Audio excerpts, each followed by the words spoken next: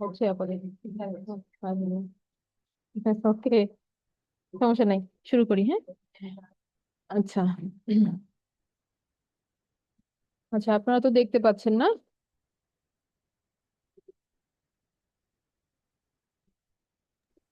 জি আপু, স্ক্রিনে দেখা যায়। দেখা যাচ্ছে তো না? জি। জি জি। ওকে, তাহলে আমরা যেটা অলরেডি এটা বললাম, এই জায়গাটাতে একটু দেখেন, ওভারভিউ করে আমরা এটা শেষ করছি। তাহলে আমরা সূরা ফিল থেকে যদি আমরা রিভিউটা করি, সূরা ফিলের মধ্যে আমরা দুইটা জিনিস দেখলাম। একটা হচ্ছে যে ইব্রাহিম আলাইহিস সালামের যেটা দোয়া ছিল মক্কা নগরীর নিরাপত্তা, সেটা আল্লাহ সুবহানাহু ওয়া তাআলা এখানে এনশিওর করতেছেন। আর এটা হচ্ছে যে ইব্রাহিম আলাইহিস সালামের দোয়ার ফলাফলটাই হচ্ছে সূরা ফিলের মধ্যে আমরা পাই। তারপরে আমরা যেটা দেখলাম যে সূরা কুরাইশের মধ্যে হচ্ছে আহ মক্কা নগরীতে আল্লাহ সুবহানাহু ওয়া তাআলা যে কুরাইশদেরকে যেই নিয়ামত গুলা দিয়ে রেখেছেন, যে তাদের নিরাপত্তা এবং একই সাথে কি তারা যে ইকোনমিক্যালি তারা সেফ আছে। হ্যাঁ, ইকোনমিক্যালি তারা যে কোনো দিকে মুভ করতে পারতেছে এবং তারা অর্থনৈতিকভাবে সমৃদ্ধ। তো এটা হচ্ছে provision of Mecca and the expectation, যে ইব্রাহিম আলাইহিস সালামের দোয়া যেটা ছিল যে মক্কা নগরীকে আবাদ করা ফল ফলাদি দিয়ে। তো এই জায়গাটা এখানে টেক কেয়ার হইতেছে, সূরা কুরাইশের মধ্যে আমরা এটা দেখতে পাই। আর এটাও হচ্ছে ওই যে আমি আয়াত দিয়ে বলে দিয়েছি যে ইব্রাহিম আলাইহিস সালামের কোন দোয়াটা এখানে উত্তর পাচ্ছে। এটা হচ্ছে সূরা বাকারার 126 এবং 14 নম্বর সূরা 37 নম্বর আয়াতের উত্তরটা স্বরূপ আল্লাহ সুবহানাহু ওয়া তাআলা সূরা কুরাইশের মধ্যে এটা দিচ্ছেন। তারপরে হচ্ছে সূরা মাউন, সেখানে আমরা দেখি যে কুরাইশরা কিভাবে ফেল করলো। তাদেরকে এত নিয়ামত দেওয়ার পরেও তারা ইব্রাহিম আলাইহিস সালামের ধর্ম থেকে সরে আসছে। আর এটা হচ্ছে কি ইব্রাহিম আলাইহিস সালামের দ্বীনের বিরুদ্ধ, মানে বিরুদ্ধচারণ হয়ে গেল, বা তার এটা ফলো হলো না সঠিকভাবে। সেই জিনিসটা আমরা সূরা মাউনের মধ্যে দেখতে পাই। পরবর্তীতে আমরা সূরা কাউসারে যেটা দেখি যে আল্লাহ সুবহানাহু ওয়া তাআলার এক্সপেকটেশন যেটা ছিল, যেটা কুরাইশরা পারে নাই, সেটা ফুলফিল করেছেন রাসূল সাল্লাল্লাহু আলাইহি সাল্লাম। এবং এটা হচ্ছে সত্যিকারের লিগেসি, ইব্রাহিম আলাইহিস সালামের মিল্লাত বলতে এইটাকে বলা হচ্ছে। আর এরপরে হচ্ছে সূরা কাফিরুন, যেখানে আমরা দেখলাম যে তাওহীদের কারণেই ইব্রাহিম আলাইহিস সালামেরও বিচ্ছেদ হয়েছিল তার কওমের সাথে, আর তাওহীদের কারণে রাসূল সাল্লাল্লাহু আলাইহি সাল্লামেরও বিচ্ছেদ হচ্ছে তার জাতির সাথে, কুরাইশদের সাথে। এন্ড এটা এখান থেকে শুরু হয়ে গেল কি একটা ডিক্লারেশন অফ ওয়ার, যে একটা যুদ্ধের সূচনা শুরু হইলো। এবং সেটার পরে আল্লাহ সুবহানাহু ওয়া তাআলা বলে দিল যে সূরা নাসরের মাধ্যমে যে আল্লাহর সাহায্য আসবে। এবং আমরা এখন পর্যন্ত কিন্তু কি আল্লাহ সুবহানাহু ওয়া তাআলার সাহায্যের প্রতীক্ষায় আছি, যে এই সাহায্যগুলো আল্লাহ সুবহানাহু ওয়া তাআলা সময়ে সময়ে দিয়ে থাকেন। তো এটা হচ্ছে একটা ফিউচার, যেটা আল্লাহ সুবহানাহু ওয়া তাআলা বলে দিচ্ছেন যে আলটিমেটলি মুসলিমদেরই বিজয় হবে, একদম সর্বশেষে যে মুসলিমদেরই বিজয় হবে। এবং তারপর আমরা দেখলাম সূরা মাসাদ বা সূরা লাহাব হিসেবে যেটা আমরা চিনে থাকি, যে আল্লাহ সুবহানাহু ওয়া তাআলা তার একটা শত্রুকে, ইসলামের একজন শত্রুকে নিজ হাতে পরাস্ত করার মাধ্যমে দেখায় দিলেন যে বিজয়টা কিভাবে আসতে যাচ্ছে। এবং তারপরে আল্লাহ সুবহানাহু ওয়া তাআলা স্মরণ করায় দিলেন যে এত যুদ্ধ, আমাদের এত বিরোধিতা, এটা কি নিয়ে? হয় না এরকম যে আমরা মনে করেন একটা ভালো কাজই, মনে করেন শুরু করেছিলাম যখন, তখন আমার উদ্দেশ্য ছিল কি যে আমি সুন্দর মতো নামাজ পড়তে চাই, আমি এর জন্য কোরআনের অর্থগুলো বুঝতে চাই, আমার নিয়তটা তখন ভালোই ছিল। কিন্তু এখন আমি অনেক কিছু জানি, কিন্তু আমার সেই নামাজে আর মনোযোগ এখনো আসে নাই। আমি জানি না ফেলছি অনেক কিছু, কিন্তু আমার যে পারপাস অফ আমার ইবাদাটা কি, যে আল্লাহর সন্তুষ্টি বা আমি কানেক্ট হবো আল্লাহর সাথে, এই জায়গাটা খালি হয়ে গেছে। তো এই জায়গাটা আমরা কেন লড়াইটা করতেছি, এটা যেন আমরা ভুলে না যাই। আল্লাহ সুবহানাহু ওয়া তাআলা আবার স্মরণ করা দিচ্ছেন যে আল্লাহর সাথে কানেক্ট হওয়া, আল্লাহকে পাওয়া, আল্লাহর সন্তুষ্টি, এটা হচ্ছে আমাদের তাওহীদের একাত্মবাদ। এবং একই সাথে কি, যে আমরা শুধু তারই ইবাদত করি। সূরা ফাতিহাতে আমরা যেটা রবের সম্পর্কে বলে আসি যে ইয়াকা না'বুদু ওয়া ইয়াকা নাস্তাইন, আমরা শুধু আপনারই ইবাদত করি আর আপনারই সাহায্য চাই। এই কথার উপরে যেন আমরা থাকতে পারি, এটাই হচ্ছে আমাদের ফাইট। এটার জন্যই আল্লাহ সুবহানাহু ওয়া তাআলা সূরা ইখলাসকে আবার স্মরণ করায় দিলেন। এবং তারপরে আমাদেরকে দুইটা সূরা দিলেন আমাদের ঢাল স্বরূপ, যেটা আমাদের রক্ষা করবে। একটা হচ্ছে বাইরের জগৎ থেকে, বাইরের সমস্ত প্রতিকূলতা থেকে এবং অনিষ্ট থেকে, সূরা ফালাক। আর এটা হচ্ছে স্পিরিচুয়ালি আমাদের ইমানটাকে যেন নষ্ট করতে না দেয় শয়তানের কাছ থেকে, আমরা যেন রক্ষা পাইতে পারি তার শয়তানের কুমন্ত্রণা থেকে, সেটা হচ্ছে সূরা আন-নাস। হ্যাঁ, এভাবে এই 10টা সূরা, তাহলে আমরা বুঝতে পারলাম যে এরা প্রত্যেকটা একটার সাথে একটা লিংক হয়ে আছে। ইব্রাহিম আলাইহিস সালাম, রাসূল সাল্লাল্লাহু আলাইহি সাল্লাম, আমাদের হিস্ট্রি যদি বলেন, ইসলামের যে হিস্ট্রিটা যেভাবে আসছে, আমাদের লিনিয়েজটা, প্রত্যেকটা জিনিস কানেক্টেড। আল্লাহ সুবহানাহু ওয়া তাআলার কোরআনের কোনো ত্রুটি নাই।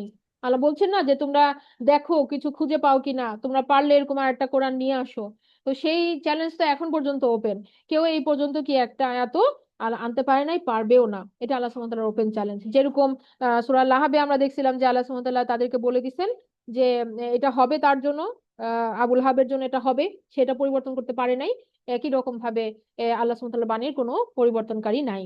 হ্যাঁ, আমাদেরকে আল্লাহ বোঝার এবং মানার তৌফিক দান করুন, আলহামদুলিল্লাহ।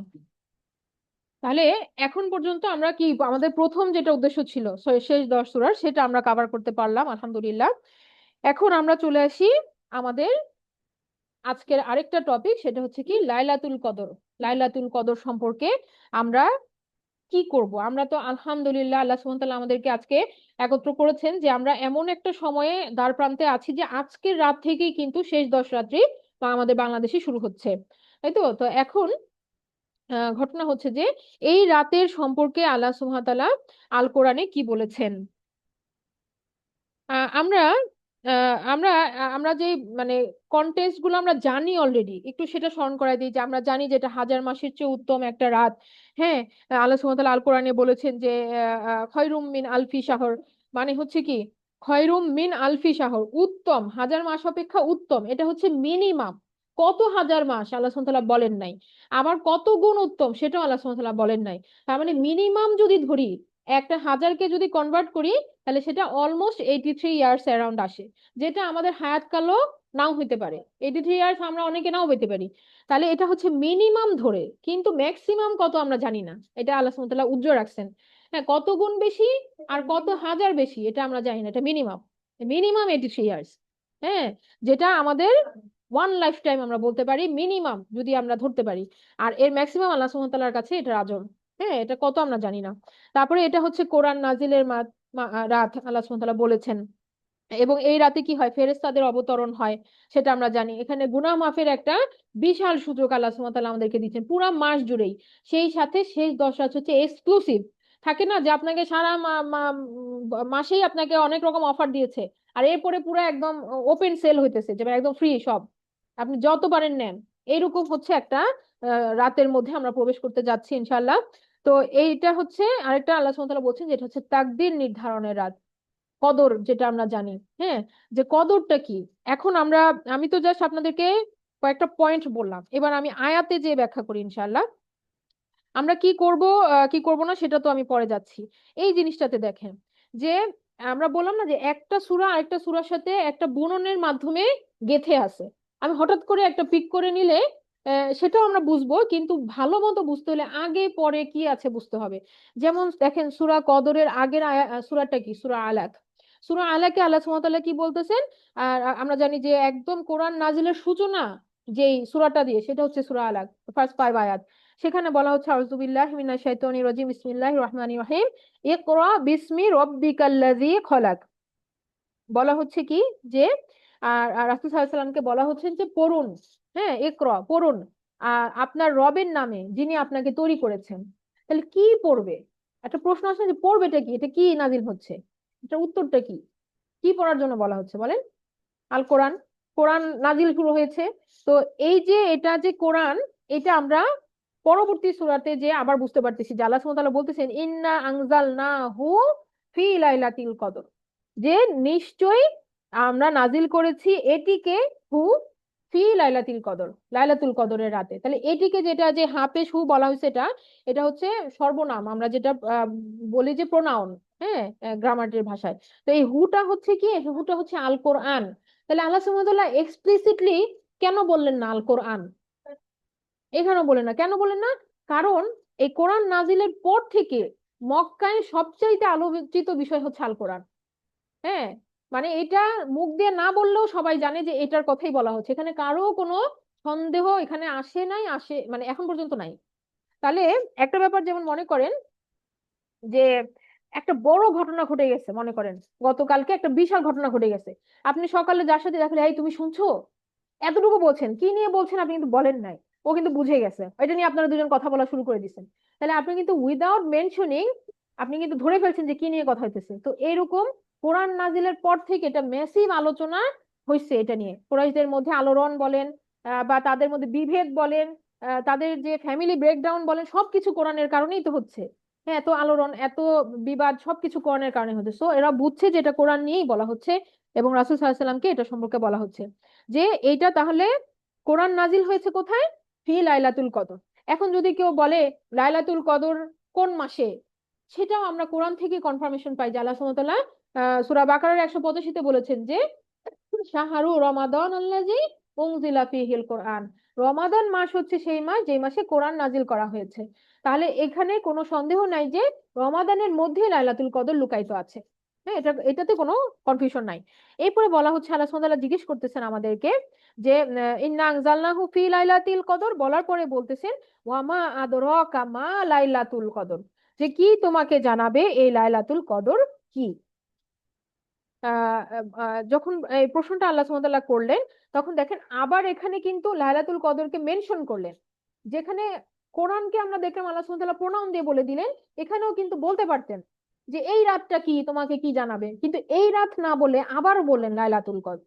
হ্যাঁ, আবার দেখি থার্ড লাইনেও আল্লাহ সুবহানাহু ওয়া তাআলা বলতেছেন লাইলাতুল কদরি খায়রুম মিন আলফি শাহর। লাইলাতুল কদর হচ্ছে ওই যে হাজার মাস অপেক্ষা করতো, আবারও বললেন লাইলাতুল কদর। তাহলে একটা ছোট্ট সূরাতে এই দুইটা ওয়ার্ড তিনবার রিপিট হওয়া মানে কিন্তু এটা বিশাল ব্যাপার। কোরআনে এরকম নজির আর নাই। একটা ছোট সূরার মধ্যে একই ওয়ার্ডিং তিনবার পর পর রিপিট হয়েছে, এরকম নজির কিন্তু রেয়ার। তো এইটা বলার মাধ্যমে আল্লাহ সুবহানাহু ওয়া তাআলা বলতেছেন যে এটা এত গুরুত্বপূর্ণ, এত গুরুত্বপূর্ণ, এত গুরুত্বপূর্ণ একটা ব্লেসিং আমাদেরকে দেওয়া হয়েছে। হ্যাঁ, যে লাইলাতুল কদর। এবার আল্লাহ সুবহানাহু ওয়া তাআলা বলতেছেন কি হয় এই রাতে। তাহলে আমরা এটার ভ্যালু বুঝলাম। ভ্যালু বুঝলাম না, যে লাইলাতুল কদরের ভ্যালুটা আল্লাহ সুবহানাহু ওয়া তাআলা এই তিনবার রিপিটের মাধ্যমে আমাদেরকে বললেন। এবং সেই সাথে কি বললেন যে খয়রুম মিন আলফি শাহর, এটাও যে বললাম মিনিমাম যদি ধরি তাইলেই 83 বছর। আর আসলে কত আল্লাহ সুবহানাহু ওয়া তাআলা সেটা রিভিলই করেন নাই, খালি বলছেন যে বেটার, খয়রুন কত গুণ খয়রুন সেটাও বলেন নাই। তো এখান থেকে আমরা এটার ভ্যালু বুঝতে পারলাম, যেটা মারাত্মক রকমের নিয়ামতপূর্ণ বরকতপূর্ণ একটা রাত, যেটা আমরা উপলব্ধিই করতে পারি না আসলে যেটা কতটা বরকতপূর্ণ। হ্যাঁ, তো এখন এই রাতে কি হয়, আমাদের প্রশ্ন কি হয়, হোয়াট হ্যাপেন্স হিয়ার। তখন আল্লাহ সুবহানাহু ওয়া তাআলা বলতেছেন যে তানাজ্জালুল মালাইকাতু ওয়ার রূহু ফিহা বিইজনি রাব্বিহিম মিন কুল্লি আমর, যে এই রাতে সমস্ত মালাইকা, সেই সাথে মালাইকাদের যিনি প্রধান জিবরিল আমিন তিনি সহ নেমে আসেন আল্লাহর হুকুমে, বিইজনি রব্বিহিম তাদের সবার রব আল্লাহর হুকুমে তারা নেমে আসেন মিন কুল্লি আমর প্রত্যেক কাজের সিদ্ধান্ত নিয়ে, প্রত্যেক কাজের সিদ্ধান্ত নিয়ে। তাহলে এই যে একটু আগে আমরা যে জানতে চাইলাম না যে কদর কথাটার অর্থ কি। কদর কথাটার অর্থ সম্মান, কদর কথাটার অর্থ তাকদির, আমরা যেটা বুঝি যে ভাগ্য। হ্যাঁ, আমাদের কার রিজিকে কি আছে না আছে, এই যে প্রত্যেকটা ডিসিশন, কার মৃত্যু কখন হবে, এই আগামী 1 বছরের মধ্যে আমাদের কার জীবনে কি কি চেঞ্জ আসতেছে, কি পরিবর্তন হচ্ছে, কে সন্তান পাচ্ছে, কে চাকরি পাচ্ছে, কার বিয়ে হচ্ছে, কার প্রমোশন হচ্ছে, কে মারা যাচ্ছে, এই প্রত্যেকটা ঘটনা, প্রত্যেকটা পার্সোনাল লাইফের ঘটনাগুলা মালাইকাদের হাতে এসে পৌঁছাইতেছে। মনে করেন যে একটা অর্থ বছরে একটা বাজেট নির্ধারণ হয়, তারপরে আবার কি প্রত্যেকটা মন্ত্রণালয়ের ডিপার্টমেন্টে সেগুলো চলে যায় না, যে এই বাজেটটা কার্যকরণ করা। হ্যাঁ, বা এই যে আহ, প্রত্যেক ডিপার্টমেন্টের আন্ডারে সেটা ডিস্ট্রিবিউট করে দেয় যে এবার আপনারা অ্যাকশনে যান, এই বাজেটটা নিয়ে আপনারা অ্যাকশনে যান। এরকম মালাইকাদের কাছে আল্লাহ সুবহানাহু ওয়া তাআলা কি করতেছেন, ডিস্ট্রিবিউট করে দিলেন কাজগুলাকে। এবার তারা পরবর্তী 1 বছর এইটা অনুযায়ী তারা অ্যাকশনে যাবে। হ্যাঁ, তো এটা হচ্ছে আল্লাহ সুবহানাহু ওয়া তাআলার কদর, যেটা এই রাতে আল্লাহ সুবহানাহু ওয়া তাআলা দিয়ে দিচ্ছেন তাদের কাছে। আরেকটা হচ্ছে সালামুন হিয়া হাত্তা মাতুলাইল ফজর, এই সময়কাল কতক্ষণ, এই কদরের রাতটা কত সময় ধরে থাকবে, টাইম স্প্যানটা কতটুকু। এটা আল্লাহ সুবহানাহু ওয়া তাআলা বলতেছেন যে এই রাতটা হচ্ছে সালামুন প্রশান্তিময়, রাতটা প্রশান্তিময়, হিয়া হাত্তা মাতুলাইল ফজর, যে এটা থাকবে হচ্ছে ফজর এর সময়কাল পর্যন্ত, ফজর স্টার্ট হওয়া পর্যন্ত না, ফজর যতক্ষণ থাকে ততক্ষণ পর্যন্ত। হ্যাঁ, তার মানে সূর্য উদয় পর্যন্ত এটা এক্সটেন্ডেড, এটা এক্সটেন্ডেড। যে কোনো রাত কিন্তু আমরা জানি যে স্টার্ট হইতেছে কখন, সন্ধ্যা সময়, আর শেষ হইতেছে কখন, সুবহি সাদিকের সময়, মানে যখন ফজরের ওয়াক্তটা হয়ে যাচ্ছে তখন রাতের শেষ, ভোরের শুরু। কিন্তু আল্লাহ সুবহানাহু ওয়া তাআলা লাইলাতুল কদরের এই রহমতের সময়টাকে আল্লাহ সুবহানাহু ওয়া তাআলা বাড়াই দিছেন, আরেকটু বাড়াই দিছেন। রাতের শেষের সাথে এটা শেষ হয় নাই, এটাকে আরেকটু বাড়াইয়া কোন পর্যন্ত দিছেন, ফজরের ওয়াক্ত পর্যন্ত দিয়ে দিছেন, মানে ফজরের যতক্ষণ টাইম থাকে সূর্যোদয়ের আগ পর্যন্ত এটা এক্সটেন্ড করে দিচ্ছেন আল্লাহ সুবহানাহু ওয়া তাআলা। হ্যাঁ, এখন আমরা কয়েকটা জিনিস বুঝি, যে যখন আমরা সূরা আলাক পড়ি তখন আমাদের মনে প্রশ্ন আসে যে আমরা আসলে কি পড়তেছি।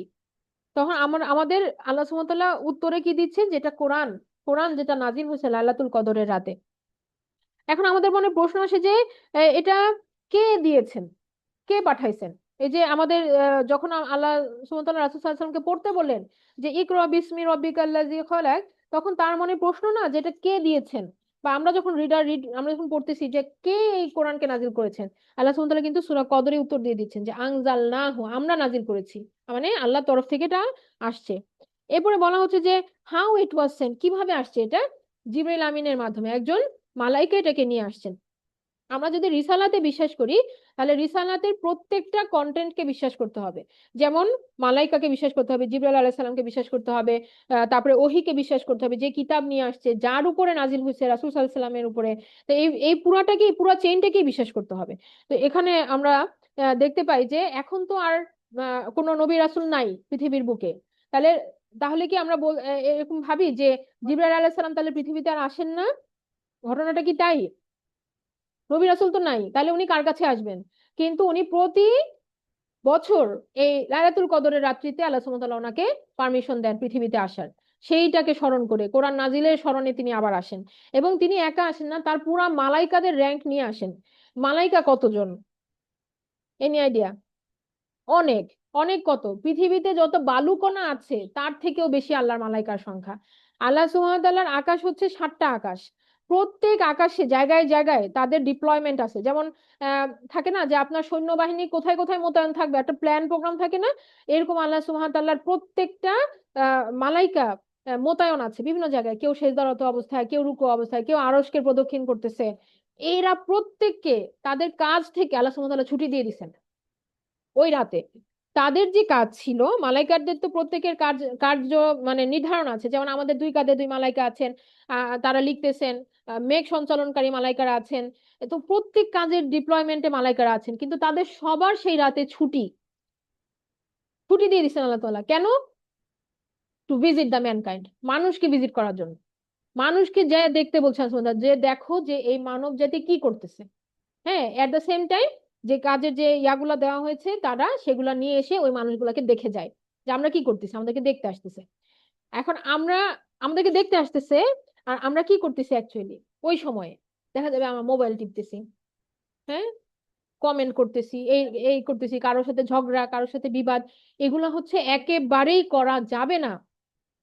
আমরা সব সময় আমাদের প্ল্যানটা কি থাকে যে লাইলাতুল কদর রাতে কি করতে হবে, এটা যতটা গুরুত্বপূর্ণ, কি করা যাবে না এটাও ততটাই গুরুত্বপূর্ণ। কি করা যাবে না, যেমন রাসূল সাল্লাল্লাহু আলাইহি সাল্লামের কাছে হাদিস থেকে আমরা যেটা জানতে পারি যে আল্লাহ সুবহানাহু ওয়া তাআলা এই ইনফরমেশনটা দিয়েছিলেন, তিনি স্বপ্নে দেখছিলেন যে কবে লাইলাতুল কদরের রাতটা। কিন্তু যখনই তিনি এটা ডিসক্লোজ করতে আসবেন, তিনি দেখলেন যে 2 জন সাহাবী বিতণ্ডতা করছেন, বাকবিতণ্ডতা করছেন। ওটা দেখার পরে আল্লাহ সুবহানাহু ওয়া তাআলা এই মেমোরি থেকে এটা ইরেজ করে দিয়েছেন, ভুলাই দিয়েছেন। তাহলে কি কি বুঝলাম আমরা? যে এই রাতের বরকতটা চলে যাবে যদি আমরাও সিমিলার কাজে আমরা নিজেরা মত্ত হই। সেটা কিভাবে? এই যে বিতণ্ডটা এটা কিন্তু ঘরের মধ্যে তৈরি হবে।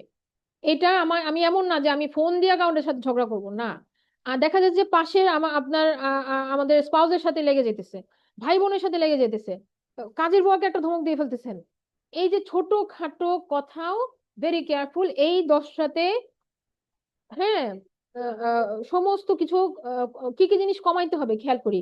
কথাবার্তা কমাইতে হবে, যোগাযোগ কমাইতে হবে, আইসোলেট হইতে হবে, মানে আপনার কমিউনিকেশন কমাইতে হবে। কারণ কথা বলতে গেলেই বিপদ, আপনি আনকনসিয়াসলি বলে ফেলতে পারি। যদি আমার দ্বারা হয়ে যায় এই রাতের বরকত আমার থেকে মিস হয়ে যাবে। হ্যাঁ, মনে করেন মালাইকা আসলো, মালাইকাদের এক গ্রুপ আসলো, আপনাকে দেখলোই অবস্থা বা আমাকে দেখলোই অবস্থা, তারা মুখ ফিরায় চলে যাবে। আল্লাহ সুবহানাহু ওয়া তাআলার কাছে যে কি রিপোর্ট দিবে? যে ও তো দেখে আসছি এরকম করতেছিল। They are not going to come back again. আপনি তো পরবর্তী বলতে পারবেন না যে আপনি 2টার সময় আসেন, আমি নামাজে দাঁড়াবো। No, it cannot be said like that, তাই না? এটা তো আমি করতে পারবো না। তাহলে এই যে এত শত মালাইকারা যে নেমে আসেন, বলা হয় যে পৃথিবীর বায়ু সংকুচিত হয়ে যায়, কম্প্রেসড হয়ে যায়। এত মালাইকা একসাথে নেমে আসে যে এটা কম্প্রেসড হয়ে যায়। আর সেই সাথে কে নেমে আসেন? সবগুলো মালাইকার যিনি প্রধান, জিবরিল আলমিন, যার র্যাঙ্ক হচ্ছে সিদরাতুল মুনতাহার কাছে, আল্লাহ সুবহানাহু ওয়া তাআলা আরশের নিচে। তার সম্মান অনেক, আল্লাহ সুবহানাহু ওয়া তাআলা কোরআনেই বলে দিয়েছেন, বলেছেন না যে তার সম্মান কত, তিনি সেখানে সম্মানিত একজন। তাহলে আমরা কি চাইবো না যে আমাদের ইবাদত দিয়ে আমরা দেখাইতে আল্লাহ সুবহানাহু ওয়া তাআলাকে যে আমরা আল্লাহ সুবহানাহু ওয়া তাআলার সন্তুষ্টি চাচ্ছি, তার ইবাদত করতেছি? এগুলা তো মালাইকারা সাক্ষী দিবে যে আল্লাহর কাছে। তাদেরকে আল্লাহ পাঠাইতেছেন কেন? এরপরে আল্লাহ সুবহানাহু ওয়া তাআলা একটা ফিডব্যাক নিবেন না, যে তোমরা কি দেখে আসছো? ফিডব্যাক তো নিবেন। তো সেই ফিডব্যাকটা যে তারা দিবে। তো আমরা চাই যে আমাদের বেস্ট পারফরমেন্স দেখাইতে, আমরা চাই না আমাদের কোনো ত্রুটি দেখাইতে সেই রাতে। হ্যাঁ, আর আল্লাহ সুবহানাহু ওয়া তাআলা যখন বলতেছেন যে আমরা আমরা যদি এখন চিন্তা করি, আমি কি করব, এই রাতটা যদি আমি পাই আমি কি করব।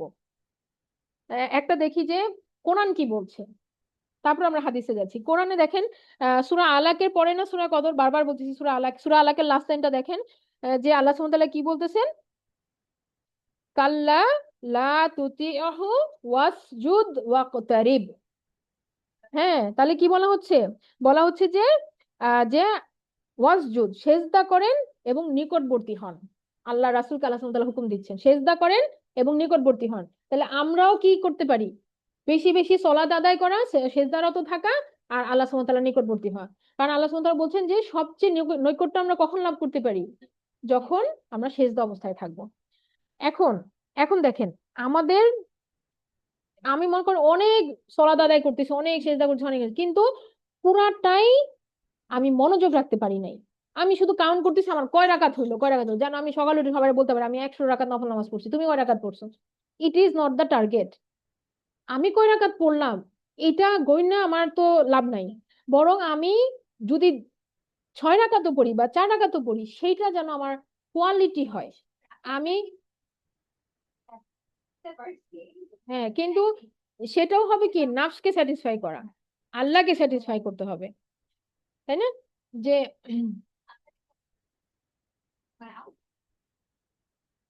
হ্যাঁ, টার্গেট আমরা রাখবো, অবশ্যই রাখতে, রাখতে তো পারি, কিন্তু আমাদের যেটা ইয়া হচ্ছে যে আমি কার ইবাদত করতেছি।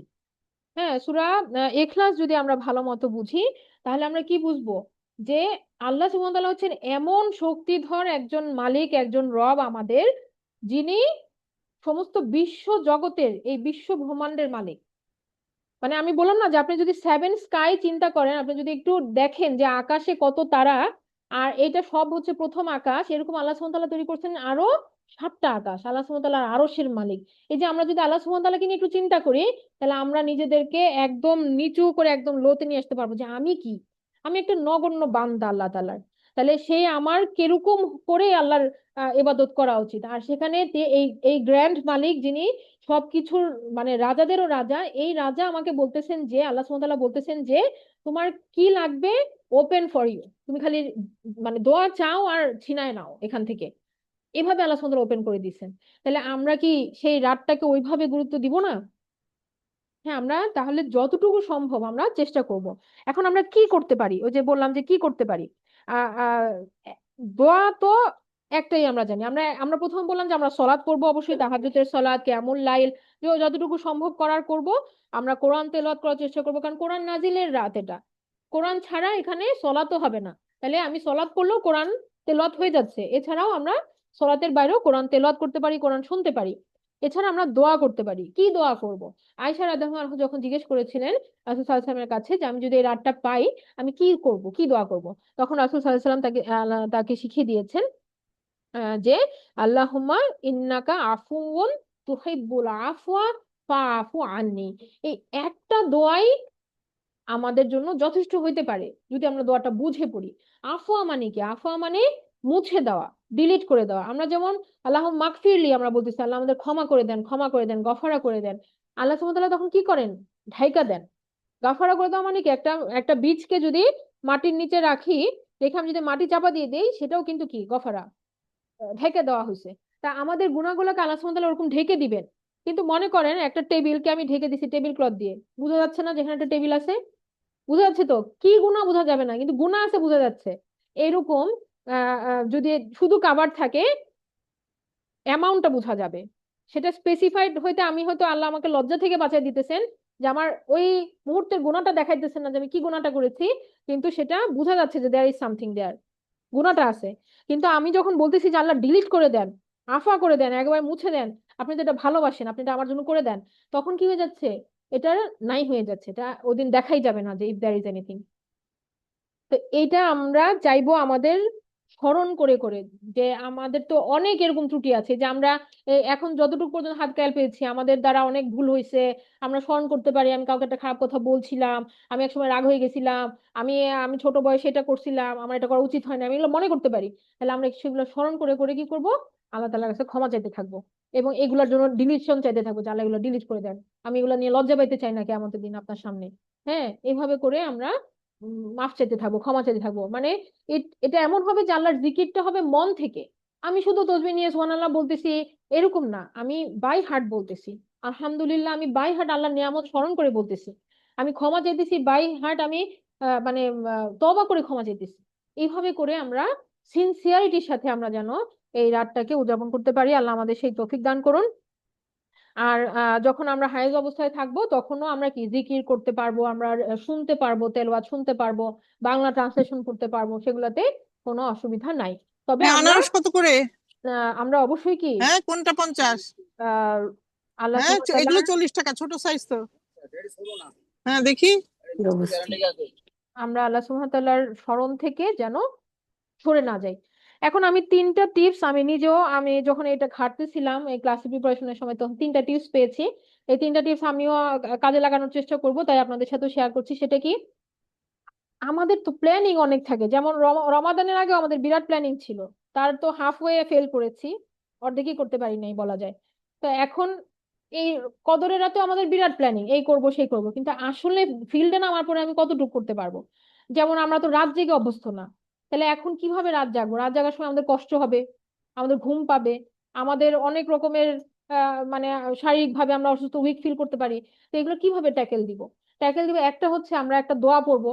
আমরা জানি যে আল্লাহ সুবহানাহু ওয়া তাআলা বলছেন যে এই দোয়াটা হচ্ছে জান্নাতের রত্ন ভান্ডারের একটা রত্ন। সেটা কি, লা হাওলা ওয়ালা কুওয়াতা ইল্লা বিল্লাহ। আমি যতই প্ল্যান করি আমি এটা করতে পারবো কিনা, এটা আল্লাহ আমাকে শক্তি না দিলে আমি পারবো না। এটা মানতে হবে যে আমাদের আসলে কোনো শক্তি নাই, আল্লাহ যদি আমাদেরকে সাহায্য না করেন। তাহলে আমরা এটা বারবার পড়বো, এটা বললে পরে কি হবে, আমাদেরকে আল্লাহ সেই শক্তিটা দিবেন যে আল্লাহ আমি যেন করতে পারি, লা হাওলা ওয়ালা কুওয়াতা ইল্লা বিল্লাহ। দ্বিতীয়ত হচ্ছে যে আমাদের যদি খুব ঘুম পেয়ে যায়, আমরা দোয়া পড়ে একটু ন্যাপ নিব, আমরা ঘুমাবো, ওই সময়টা অপচয় হবে না। আপনি আধা ঘন্টা 40 মিনিট একটু শুইতে পারেন, ঘুমাইতে পারেন, এবং আপনি দোয়া পড়ে ঘুমাইলেন, ওই সময়টাও আমাদের নেকি হিসাবে কনভার্ট হয়ে যাবে। আর উঠার পরে আমি যে ফ্রেশ হয়ে যে ইবাদতটা করব সেটার কোয়ালিটি ভালো হবে, তাহলে ওইটাও আমার একটা নিয়ত, এই ঘুমটার পেছনে। তাহলে আল্লাহ সুবহানাহু ওয়া তাআলা তো নিয়তের উপরে আমাকে নেকি দিবেন, তাই না? তাহলে আমরা রেস্ট নিয়ে হলেও কাজগুলা করার চেষ্টা করব। আর তৃতীয়ত হচ্ছে যে মনকে এটা বলা যে এই যে আমি কার সামনে দাঁড়াইতেছি, আমি কার জন্য ইবাদত করছি, এই রাতে আমি কি চাই আল্লাহ থেকে, যে আমি এই যে আমি অনেক কিছু চাই, এই আমার এই চাওয়া পাওয়া গুলা যেন আমরা আল্লাহ সুবহানাহু ওয়া তাআলার কাছ থেকে নিতে পারি।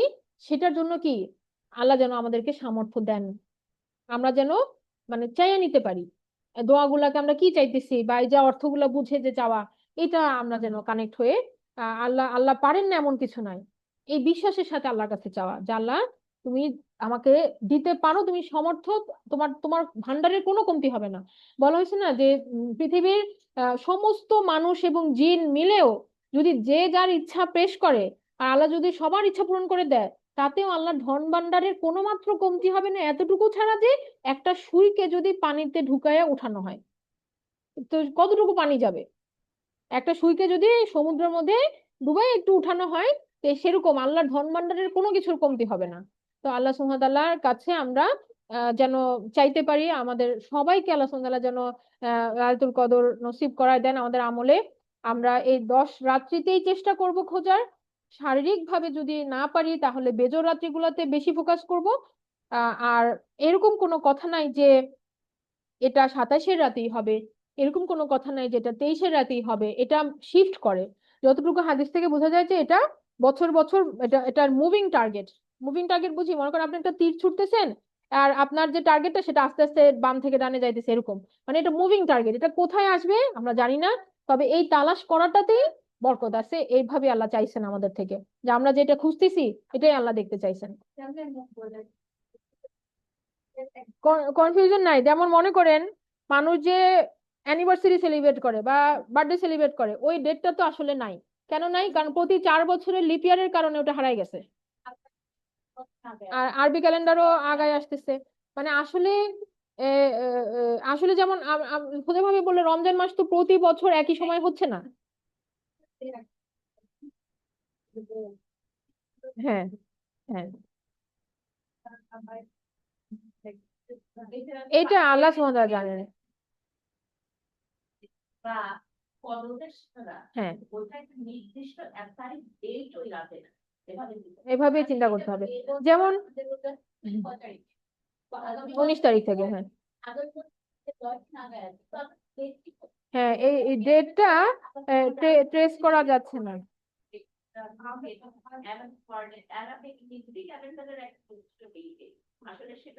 এটাও নাই, হ্যাঁ। এনি রাতেই হতে পারে, যে কোনো রাতেই হতে পারে।